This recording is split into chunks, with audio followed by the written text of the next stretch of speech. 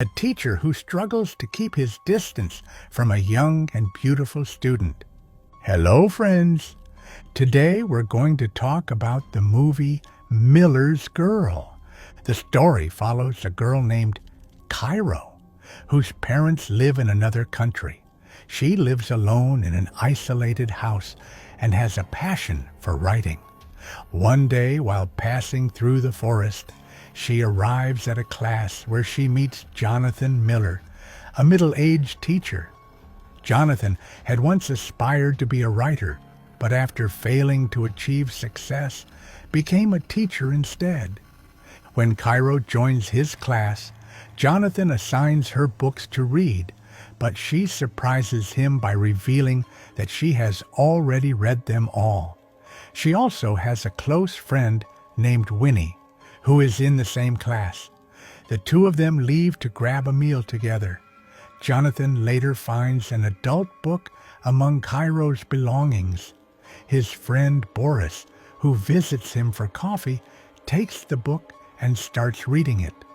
Both Boris and Jonathan are shocked to realize that it is a book written by Jonathan himself. That night, Jonathan's wife, Beatrice, tries to get her attention, but she is distracted. When she asks about his day, he mentions that a student in his class was reading his book. Beatrice soon receives a call from a friend, and after the call, she and Jonathan drink together.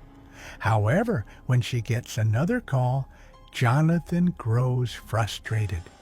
The next day, Jonathan shares his frustrations with Boris. While talking, they notice Cairo coming through the forest. Jonathan, still unsettled from the night before, watches her closely. He asks if she isn't afraid to walk through the jungle alone, to which Cairo confidently responds, "I am the scariest thing in those jungles."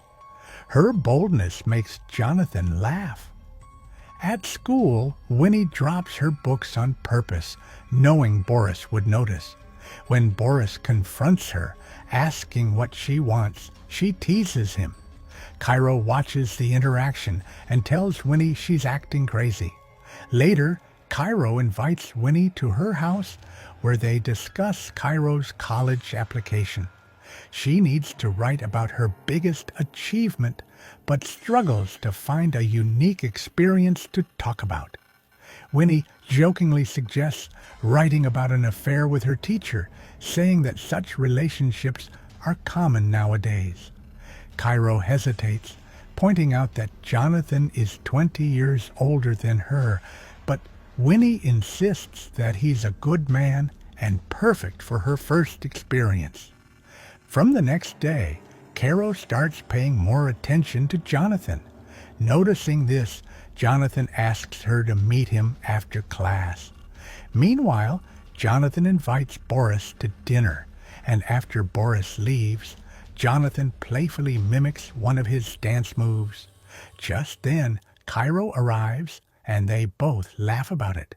Jonathan is impressed by a passage Cairo wrote, and even memorizes it. Cairo notices this and is pleased.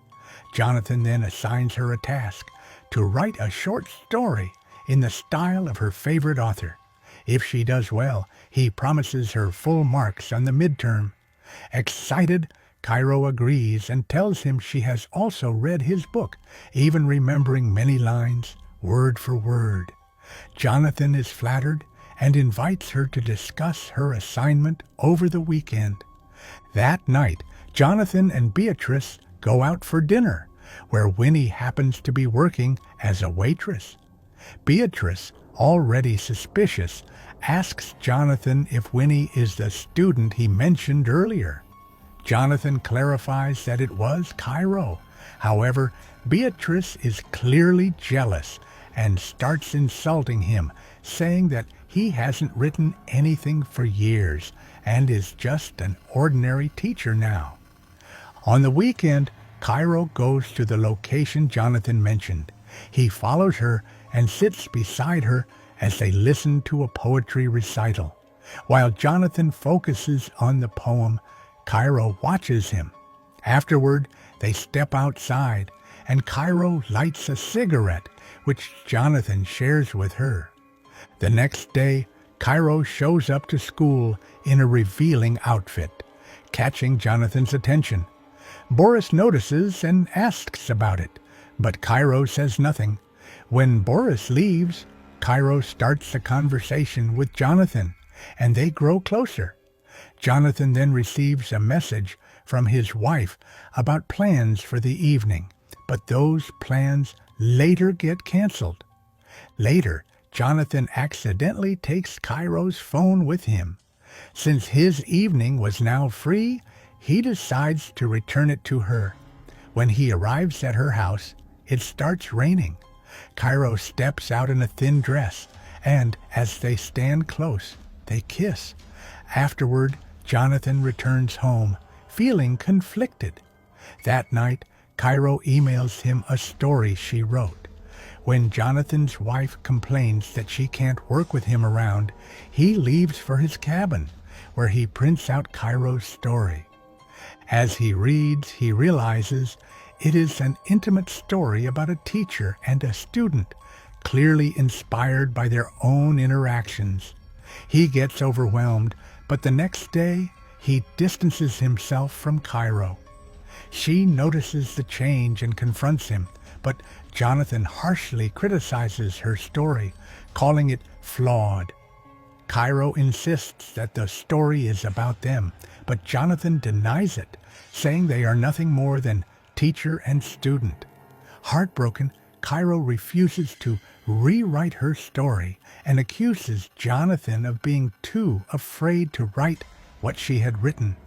She challenges him, daring him to fail her.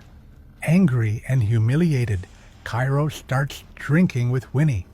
Meanwhile, Jonathan is visibly stressed. When he tells his wife about Cairo's story, she gets excited, but before they can get intimate, Boris interrupts, frustrating Jonathan even more. Cairo, now furious at Jonathan, devises a plan. She and Winnie take provocative photos together and send them to Boris. Shocked, Boris immediately leaves Jonathan's house. At the same time, Jonathan's wife receives a call from the school. The entire school has learned about Jonathan's involvement with Cairo. Stunned, she demands to know if he did anything inappropriate. Jonathan denies it, but she doesn't believe him. The next day, Cairo is called to the vice principal's office along with Jonathan. The vice principal questions them, and Cairo openly admits to spending time with Jonathan, smoking together, and meeting outside school. When it's Jonathan's turn to speak, he hesitates, which makes the vice principal suspicious. As a result, Jonathan is suspended. Outside the office, Boris confronts Jonathan, telling him that he should have known his limits. Now, because he crossed them, he's paying the price. When Jonathan returns home and tells his wife about his suspension, she questions him again, asking if he had feelings for Cairo. Jonathan remains silent. This leads to a heated argument where they accuse each other of their failures. Eventually, Beatrice decides to divorce him. Meanwhile, Winnie confronts Cairo, saying she went too far and caused Jonathan to lose his job. But Cairo is indifferent. She feels that Jonathan underestimated her, and now he will realize what she's truly capable of. She considers this her greatest achievement. In the end, Cairo notes that Jonathan has lost his job, his wife, and his reputation. She wonders if he'll ever be able to write again. And with that, the movie ends.